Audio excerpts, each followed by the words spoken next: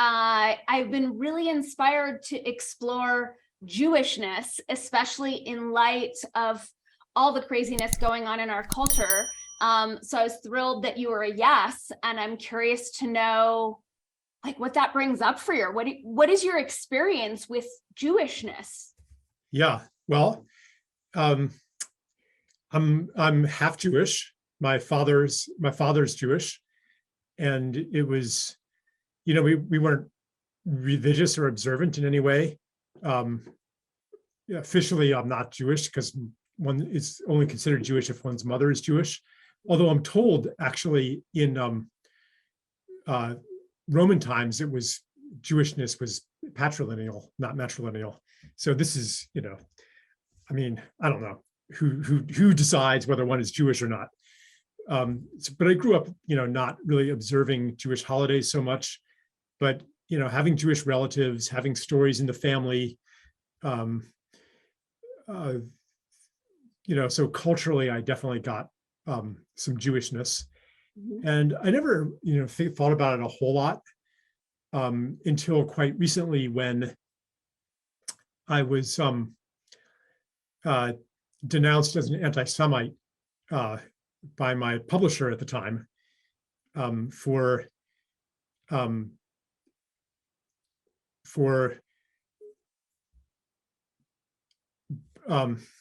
identifying certain social forces that were underneath COVID hysteria as also having contributed to the Holocaust and other historical atrocities, witch hunts especially.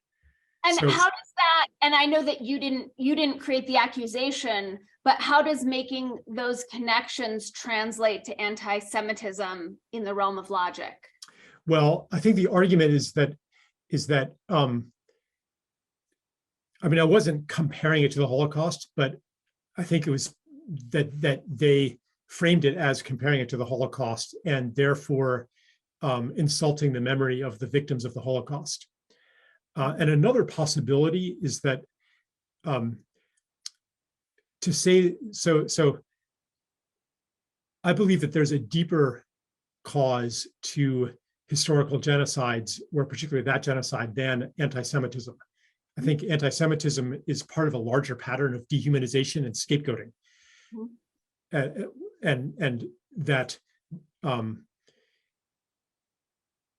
it was not a unique historical event that can be solely attributed to anti-Semitism.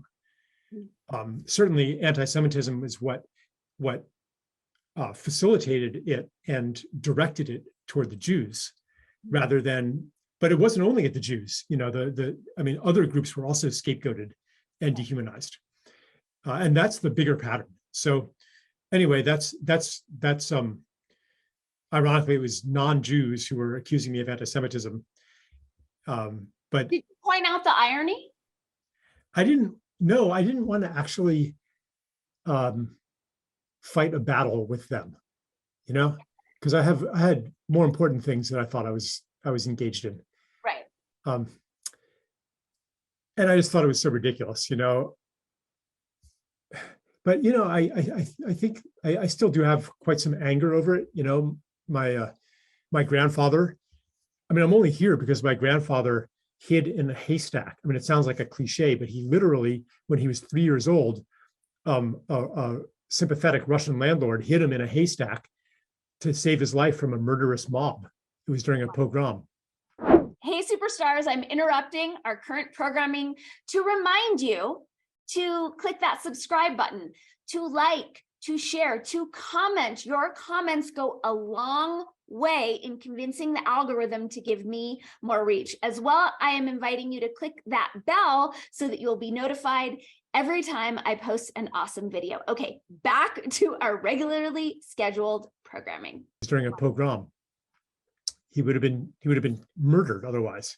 Right. And my other Jewish relatives, I mean, they faced pogroms, they faced starvation, they escaped Poland. The ones that didn't died in the Warsaw Ghetto, or in Treblinka, So, I mean, it's not like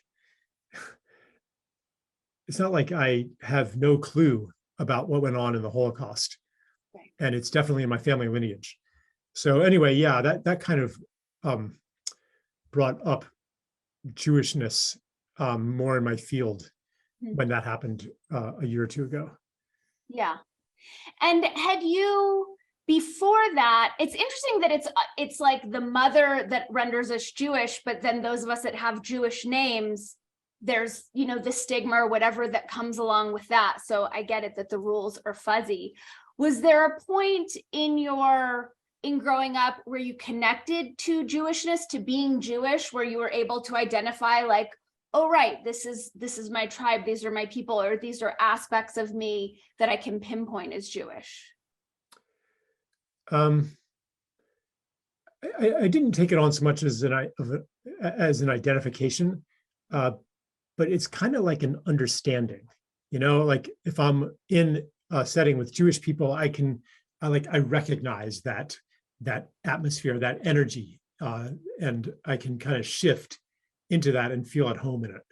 Like it's familiar to me, visiting my father's brother, who married a Jewish woman and had a Jewish family, and they were much more observant than we were, and went to synagogue and stuff, and the Jewish Community Center. Like there's that whole cultural universe of American Judaism that I recognize on a body level, and can navigate it and feel a certain amount of comfort in. So yeah, that's pretty much the extent of it. Yeah, I have, just for the basis of our conversation, my experience is similar. I didn't grow up, I'm full Jew. I did not grow up going to Hebrew school because I was in gymnastics. But I did grow up in Los Angeles where Jews were everywhere. But it wasn't until like being with other people and recognizing, oh, like we're very heady, we're very analytical, like recognizing that in myself. Right. So I'm curious to know, I mean, there's so many places to go with this, but it's interesting to me that we can't criticize the Holocaust. We can't question the Holocaust. We can't make comparisons to it without being accused of anti-Semitism. Do you feel that referencing the Holocaust is anti-Semitic, or do you feel like that's kind of set up as a snow job to distract from other things happening?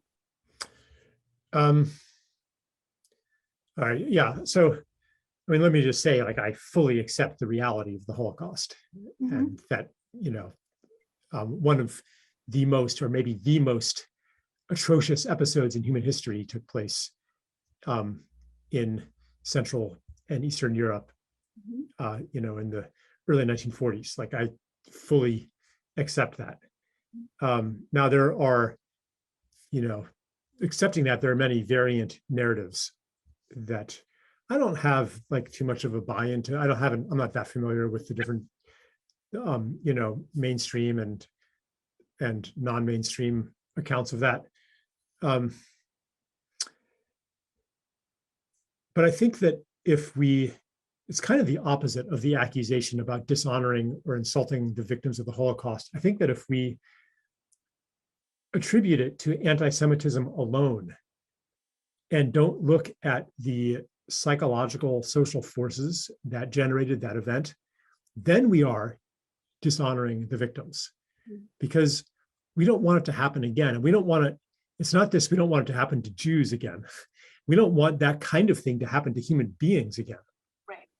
So to me, honoring the victims means making sure it doesn't happen again to anybody, dishonoring or insulting the victims of the Holocaust. I think that if we attribute it to anti-Semitism alone and don't look at the psychological, social forces that generated that event, then we are dishonoring the victims, because we don't want it to happen again. And we don't want it, it's not this, we don't want it to happen to Jews again. We don't want that kind of thing to happen to human beings again. Right. So to me, honoring the victims means making sure it doesn't happen again to anybody, not just to Jews, but to anybody. And for that, we have to look beyond anti-Semitism to other causes, of which anti-Semitism was maybe not even the deepest cause. And I'm also, that said, like, I think anti-Semitism is real and it's dangerous, and it's you know, once again becoming visible in society.